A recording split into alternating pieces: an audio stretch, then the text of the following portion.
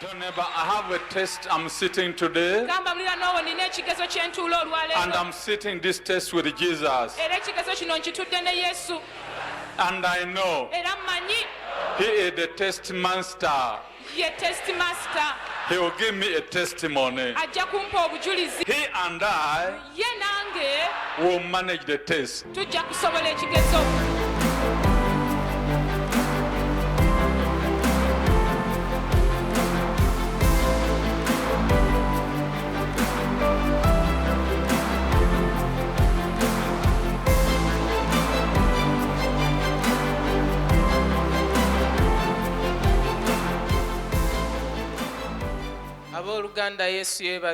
Praise Jesus, brethren.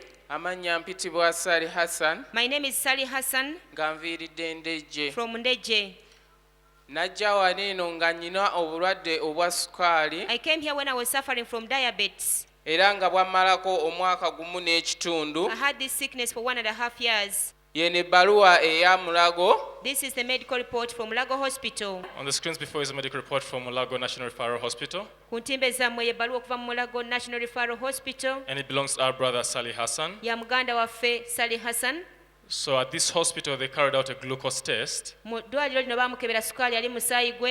they found that he had 35.6 millimoles per liter. Of which the reference range could have been between 4.1 to 5.9 millimoles per liter.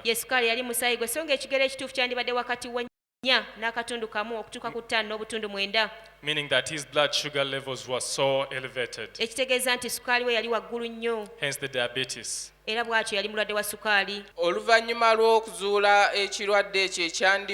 After finding out that sickness that I had, I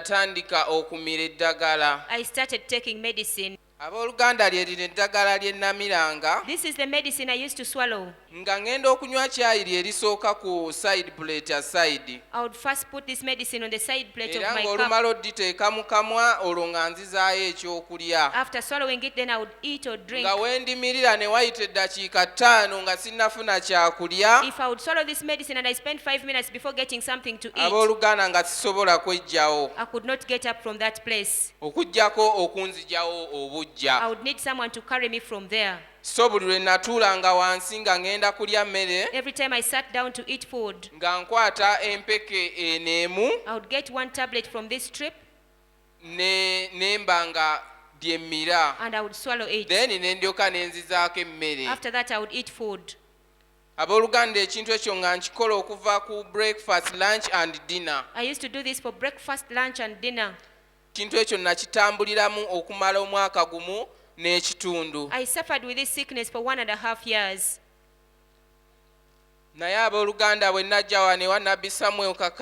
But when I came here to Prophet Samuel Kakande, he prayed for me.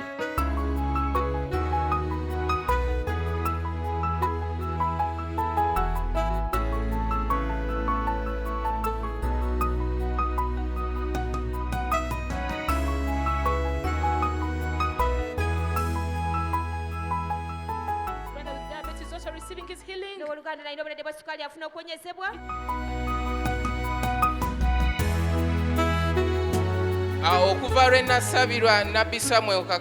From the time Prophet Samuel Kakande prayed for me, I no longer have any problem in my body. It's now 2 months from the time he prayed for me. I stopped taking the medicine. When I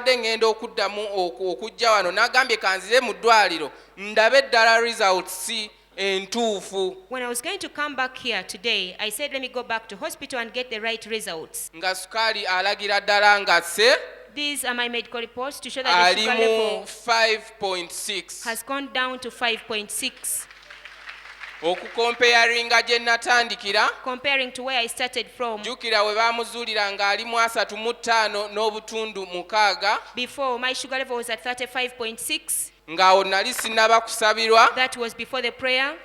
Then when I receiving esala ya Nabi Samuel Kakande, After receiving prayers from Prophet Samuel Kakande, ne bampima my sugar level was measured nga ndi mu 6.4. and found to be at 6.4. Eseewo emyezi ebiri simira ddagala. It's 2 months I don't take medicine. Era nga essaawa eno andaga ayongedde okudropinga wansi. My sugar level has gone even further down. Ali mu It's 5.6. now at 5.6 millimoles. Clap for Jesus! Tukubira Yesu mu ngalo.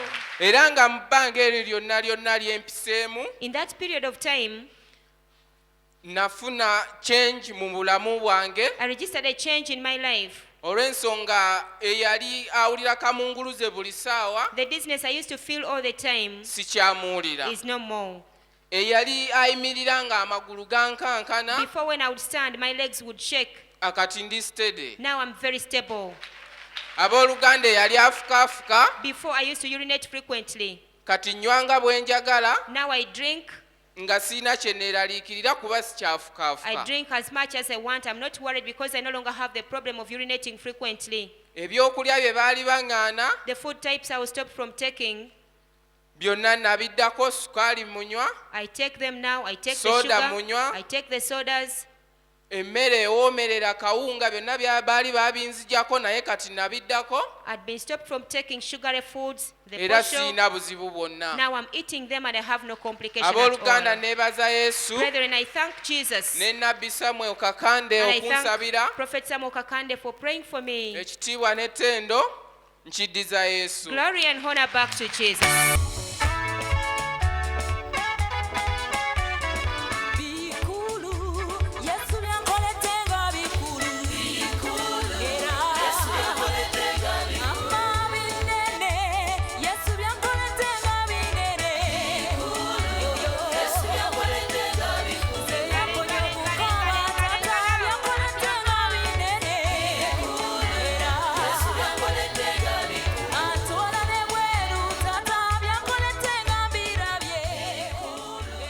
Praise God, brethren. Katonda waffe yeebazibwa abooluganda. I'm called Manyindo Maureen Mpitibwa Manyindo Maureen.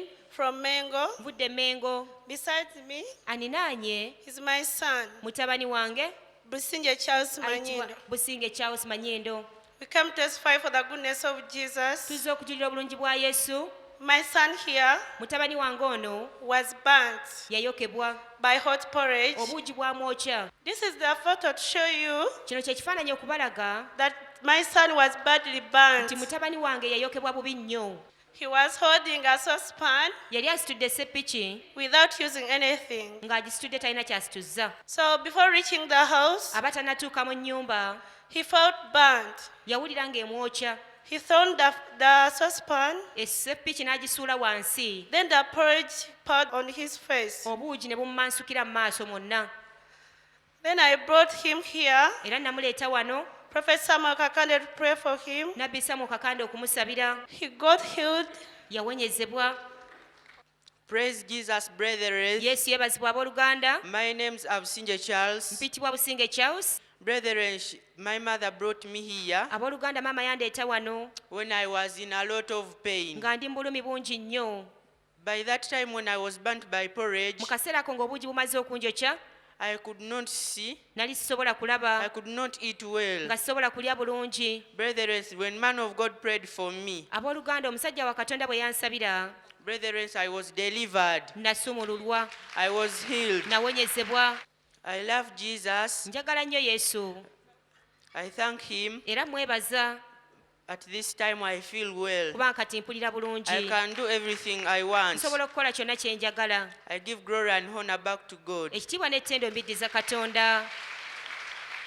I thank Jesus, or Prophet Samuel Kakande, Neebaza Yesu wa Nabbi Samuel Kakande for healing my son, olw'okuwonya mutabani wange. for delivering my son. Mwebaza olw'okusumulula mutabani wange. I thank Prophet Samuel Kakande Neebaza Nabbi Samuel Kakande for his endless prayers. olw'essaala ze ezitakoma. I give honor and glory back to God. Ekitiibwa n'ettendo mbiddiza Katonda.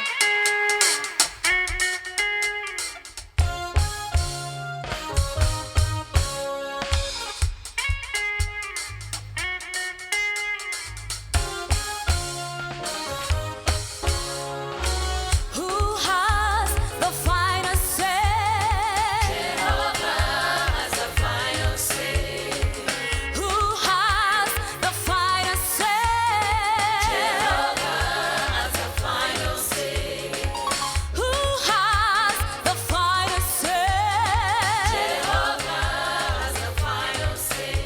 Yesu yebazibwa abooluganda. Praise Jesus, brethren. Amanya gange nze Emmanuel Kakande. My name is Emmanuel Kakande. Nzize wano okuweera Yesu obujulizi. I've come here to testify to Jesus. Najja wano. I came here nga nfunye accident. After getting an accident. Era nengwa nenva omusaayi mungi nnyo mu matu. When I fell, I started bleeding severely from the ears. Asobola okugenda mu ddwaliro. I was able to go to hospital. Genda report yava mu scan. Here is the scan report. This is the medical report from Lago Hospital. Abooluganda ne ebbaluwa y'eddwaliro eva mu Lago. This is where our brother Kakande Emmanuel was taken muganda waffe Kakande Emmanuel gye yatwalibwa to have a brain CT scan carried out. okukebera obwongo bwe. And this was all because he had been involved in a road traffic accident kubanga yali agudde kabenje and he had sustained a fracture of the right zygoma, which is the skull bone. era yamenyeka eggumba ery'omutwe. So they wanted to rule out the fracture of the skull base. kati nga baagala okukebera okwongera okumanya oba mulimu amagumba amalala agamenyese mu kiwanga. So on thorough examination using a CT scan, mu kumwekebejja ennyo nga bakozesa CT scan, this was the conclusion. bino bye baatuukako. The doctors found that he had a fracture of the right zygomatic bone, which is a fracture of the skull bone. abasawo baazuula nti yamenyeka eggumba ery'omutwe. He also had a fracture of the head of the right mandible, which is the jaw era bone. yamenyeka n'oluba olwa ddyo.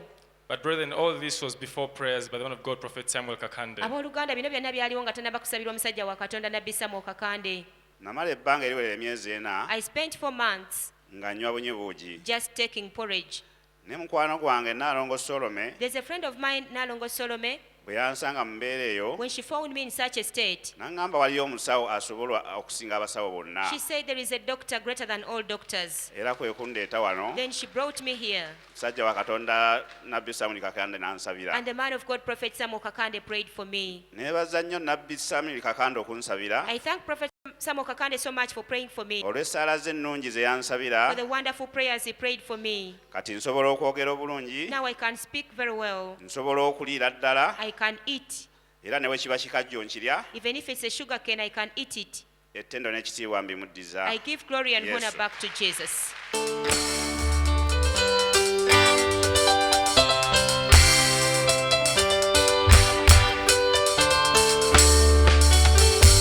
byeneyagaliza biri mu gwe Yesu zebinonye era mbitwala.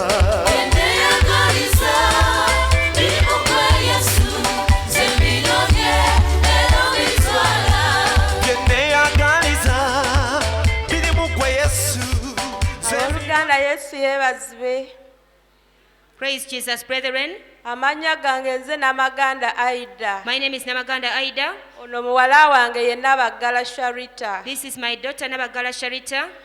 Najja wano I came here ng'omwana wange ono mulwadde. when my daughter was sick. Nga mulwadde wa nsimbu. She was suffering from epilepsy. Kintu kyatandika omusika buli lunaku. She started getting fits every day. Nga bwe kijja abumba ejjovu mu kamwa. Whenever the attack would nga come, yeerumaaluma. she would foam on the mouth and bite herself. Ng'abeera mu mbeera nga waatu takyategeera bulungi. She started getting mental confusion.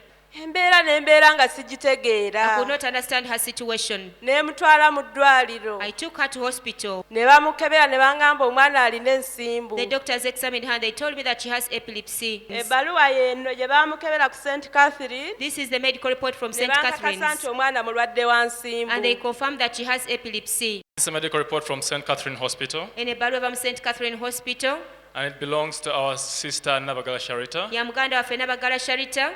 Now, she was taken to this hospital Yatwalibwa mu ddwaliro lino complaining of nocturnal seizures nga beemulugunya nti alina obulwadde obw'okwesika agweri at night. ekiro. And when the doctors carried out this EEG test, Abasawo baamukebera obwongo. these were the findings. Bino bye baazuula. The doctors concluded that our sister had cryptogenic left central Rolandic epilepsy, which is epilepsy that is common in children but with no known cause. Abasawo baazuula nti alinamu obulwadde obw'ensimbu era obulwadde buno obw'ensimbu ekika kino kitera kusangibwa mu baana naye ensibuko yaakyo temanyiddwa. Kaakati abasawo ne bampa eddagala. The doctors gave me medicine. Naye ne bangamba nti omwana ono ajja kubeera ku ddagala obulamu bwe bwonna. And they told me that this girl would depend on Naye medicine the eddagala lye rest of her bangamba life. lyali lya ssente nnyingi nnyo. But the medicine they told me to give her was so expensive. Nga sijja kusobola kuligula buli I lunaku. would not afford to buy it every Ate nga day. bangamba nti talina kosa n'olunaku n'olumu nga takozesa ddagala eryo. Yet I was told that she shouldn't miss any day without taking that medicine. Kubanga ensimbu eno Because this epilepsy yali ya famire. is something Mu famire yange nagiwulirangako mu bajjajja nti baagirina. There's a history of epilepsy in my family. I used to hear that my grandparents had epilepsy. Musajja wa Katonda bwe yasabira omwana ono, When the man of God prayed for this bwe girl, yamukwatako when he bw'ati, laid his hand upon her, ensimbu yagenda. the epilepsy left her. Let's watch the screen and see the prayer for Sister Sharita. kataba oluganda Sharita nga asabirwa.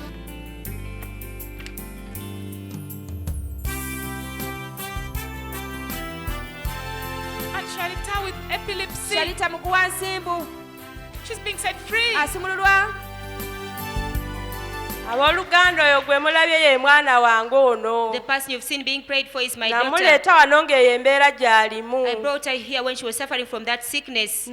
Era embeera eyo yali agimazeemu emyezi 6. And she had this epilepsy for 6 months. Omusajja wa Katonda okuva lwe yamusabira, From the day man of God prayed for her, ensimbu teyaddamu mukuba, she never suffered any epileptic teyaddamu attacks again. kugwa, She never fell down again. teyaddamu kubimba jovu, She didn't foam on the mouth again. teyaddamu kwefukira. She didn't urinate on herself again. Kati ategeera bulungi, Now her understanding is back to era ali normal. mu ssomero asoma bulungi. And she's in school studying very well. Neebaza Yesu, I thank Jesus. neebaza omusajja wa Katonda Nabbi Samuel I Kakande thank the man of God, Prophet Samuel olw'ensaala ze Kakande, z'atusabira for ezitakoma. the tireless prayers he prays for Ekitiibwa us. n'ettendo mbidiza Mukama. Glory and honor back to the Lord. Clap for Jesus, the miracle worker. Tukubire Yesu Kristo mu ngalo mukozi w'ebyamagero. Praise Jesus, brethren. Yesu yebazibwa abooluganda. And by the names of Nabagala Sharita, Pitibwa Nabagala Sharita. and besides me is my mother, Mrs. Namaganda Aida. And nanye mama wange mukyala Namaganda And we come Aida. from Kisasi. Tuvudde Kisaasi. I used to get the attacks when I was at school, Ensimbu yankubanga nga ndi ku ssomero. and my friends told me that I used to fall down Mikwano gyange baŋŋambanga nti nagwanga and wansi urinated on myself. ne neefukirafukira. Saliva used to come out of my mouth, Era amalusu ganvanga mu kamwa. and my friends started avoiding me, Mikwano gyange ne batandika okunneewala. and I started being lonely. Ne ntandika okubeera ng'awo nzekka nga mpuubaala. But after the prayers of Prophet Samuel Kakande, Naye oluvannyuma lw'essaala za Nabbi Samuel Kakande, my friends no longer avoid me. kati mikwano gyange tebakyanneewala. I now feel well. Era kati mpulira bulungi. I'm no longer lonely at school. Sikyawuubaala ku ssomero. I no longer get epileptic attacks. Era sikyafuna kukubibwa nsimbu kwonna. And I feel well Mpulira and bulungi. comfortable at school. Era ku ssomero nteredde bulungi nsoma. I thank Jesus Neebaza Yesu for healing me, olw'okumponya, and the man of God, Prophet Samuel Kakande. n'omusajja wa Katonda Nabbi For Samuel praying Kakande for me. olw'okunsabira. Glory and honor Ekitiibwa be n'ettendo back to the Lord. bidde eri Mukama waffe Yesu. Ayi Mukama oli mukulu oli munene. Ayi Mukama oli mukulu oli munene. Ayi Mukama oli mukulu oli munene. Ayi Mukama oli mukulu oli munene. Ayi Mukama oli mukulu oli munene. Ayi Mukama oli mukulu oli munene. Yesu awonyana endwadde oli mukulu oli musawo. Ayi Mukama oli mukulu oli munene. Owonyana ekkasa oli musawo ate Yeebazibwa abooluganda. Praise Jesus, brethren. Amannya gange bampita Sebaka Emmanuel. My name is Sebaka Emmanuel Nviiridde Nalweyo Kakumiro district. from Nalweyo, Kakumiro district. Ono ye mutabani wange This is my son ayimiridde wano. standing next to me. Amannya ge ye Joseph Ayesiga. His name is Joseph Ayesiga. Nyaze wano kuweera Yesu obujulizi I've come here to testify to Jesus ku lw'ebirungi by'atukoledde. for the good things he has done for us. Mutabani wange ono yafuna accident. My son got an accident. Waliwo bodaboda yali amuweese ku ppiki. He was being ridden on a motorcycle. N'akuba ekinnya n'ayita mu maaso n'ayekuba wansi. The cyclist hit a pothole and then they fell down. N'afuna obuvune ku mutwe wano waggulu. He got a head injury. Bwe twagenda mu CT scan When we went for the CT scan, ne batubuulira nti omusaayi gwayingidde mu bwongo. we were told that he got blood clots in the brain. Yasesema. He was vomiting. Yali tasobola okutambula. He could not walk. Yali tasobola okulya. He could not eat. Yali tasobola okutambula. He could not walk. He was very sick. kati ebbaluwa ekakasa ino. Here is the medical report to confirm. On the screens before is a medical report from Nakasero Hospital. Ku ntimbe zammwe ebbaluwa eno okuva mu ddwaliro ery'e Nakasero. And it belongs to our brother Esiga Joseph. Ya muganda waffe Yesiga Joseph. So our brother was taken to this hospital, Muganda waffe yatwalibwa mu ddwaliro having lino had history of severe headache oluvannyuma lw'okuba nti yali alumizibwa nnyo omutwe and confusion after being involved in a road traffic accident. nga atabusetabuse oluvannyuma lw'oggwa kabenje. It also shows that he had loss of consciousness Era kiraga nti yali azirise with vomiting. era ng'asesema. So when the doctors carried out this CT scan, Abasawo baakumukebera nga bakozesa CT scan. these were the findings. Bino bye baazuula. The doctors found that our brother had a hemorrhagic contusion, which was bleeding within the brain due to injury. Baazuula nti mu buvune buno omusaayi gwamugenda mu bwongo. He also had global cerebral edema. Because of the injury, the brain was swollen. Era olw'obuvune bwe yafuna obwongo bwali buzimbye. However, there was no fracture noted, Newankubadde tebaalabamu kumenyeka kw'amagumba. but there was also collection of fluid within the sphenoid sinuses. Naye mwalimu n'amazzi agakuŋŋaanidde mu kiwanga. But brethren, all this was before prayers by the man of God, Prophet Samuel Kakande. Bino byonna byaliwo nga tannaba kusabirwa musajja wa Katonda Nabbi Samuel Kakande. Kati bwatwajja wano When we came here, kati omusajja wa Katonda Nabbi Kakande n'amusabira. the man of God, Prophet Kakande, prayed for him. Yali tasobola okulya, The yali person tasobola okutambula. who could not eat or walk. Naye yava wano ng'asobola okutambula, He left here when he could walk, ng'asobola okulya, he could eat, buli kintu kyonna ng'ali bulungi. he was fine and healed. Uganda Yesu ayibazibwe. Praise Jesus, brethren. Amaanya gange nze Joseph Ayesiga. My name is Joseph Ayesiga, Nze wano okuwa Yesu obujulizi and I've come here to testify to Jesus olw'akabenje kanafuna concerning the accident I got. akaali ka piki. It was a motorcycle accident. Bwe nafuna akabenje ako When I got that accident, nali omulumi bw'amaanyi I was feeling so much pain bwe najja wano until when I was brought musajja wa here. Katonda Nabbi Samuel Kakande n'ansabira. And the man of God, Prophet Samuel Kakande, prayed for me.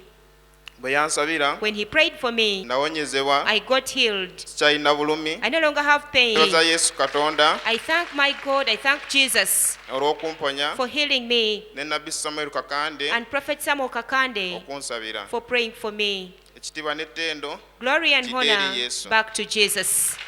Let's clap for Jesus. Katukubira Yesu mu ngalo.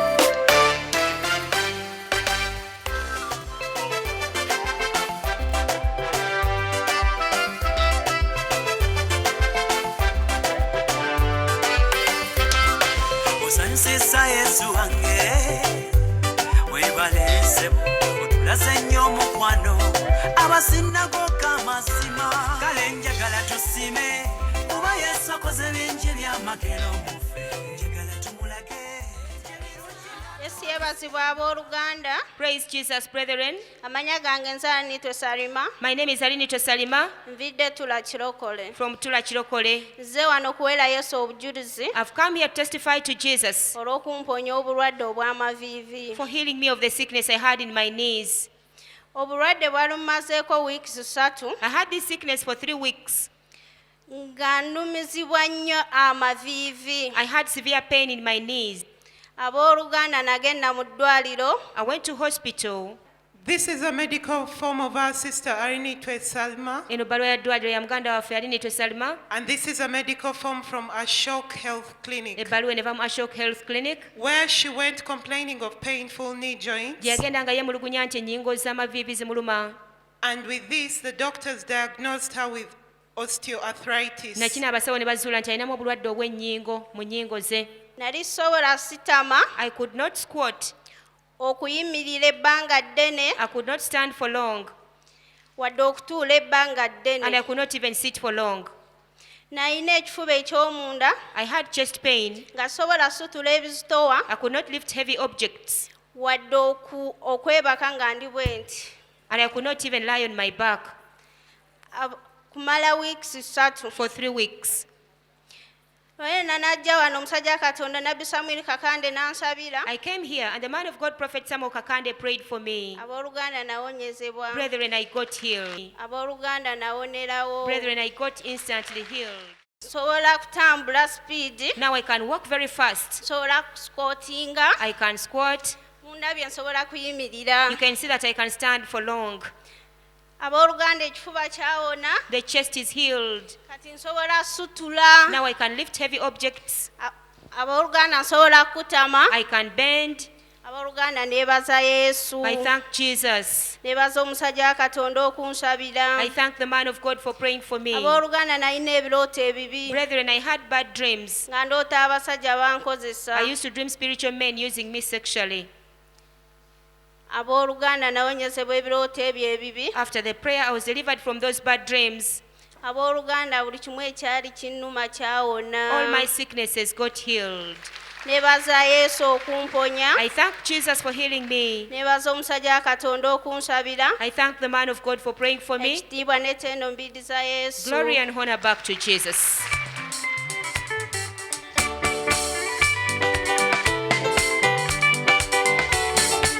Akalulu kubira Yesu ama.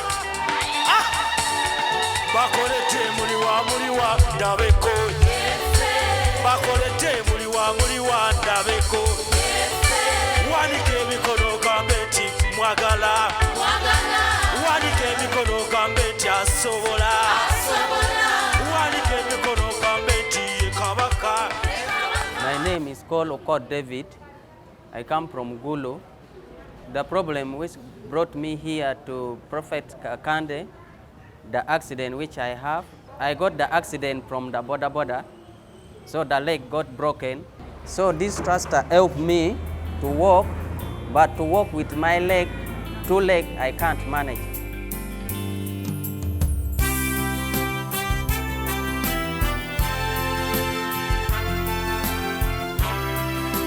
Thank you, Jesus. And Brother Okot can't walk without support of crutches. He fractured the tibia bone. Healing is going on for him in Jesus' name. Time to walk. Brother Okot is walking. Thank you, Jesus. Thank you, Jesus.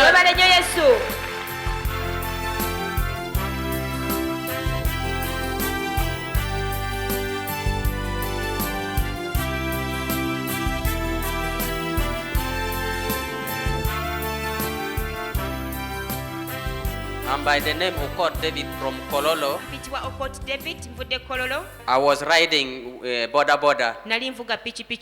Somebody came from behind and knocked us. The border, the one which I ride, fell into my leg, the right hand. Then immediately I went to Mulago Hospital. This is the medical form for Mulago. On your screen is the medical report from Mulago Hospital. And it belongs to our brother Okot David. He had been admitted in this hospital with a painful right leg for 6 weeks. And this was following a road traffic accident, which was a border accident. And with this, he had inability to bear any weight. So with this, the doctors carried out an X-ray. And brethren, on the screens is the X-ray image, which shows that he had non-union of the bones of the leg. And hence, this was the cause of the severe pain in that leg. Because of this, the doctors recommended that our brother was to be ambulate, not to walk by himself. And he was to use clutches with non-weight-bearing means. And the crutches which the doctor gave me from Mulago, because I couldn't walk without this one, the support. Then there is a friend of mine, he's praying here, told me that David, why don't you go to Prophet Kakande? Because I'm seeing many people go there and they get healed. When my friend advised me, she brought me here. On that day, I was walking with the crutches, but I was having a lot of pain. When I entered here, Prophet Kakande prayed for me. So on that day, I left the crutches emiggo nagivaako. So I'm not longer buying anything. Sikyalina bulumi, sikyetaaga kugula ddagala. So I'm free. Ndi wa ddembe. So I thank God. Neebaza Katonda. Glory and honor back to Jesus. Ekitiibwa n'ettendo bidde eri Yesu.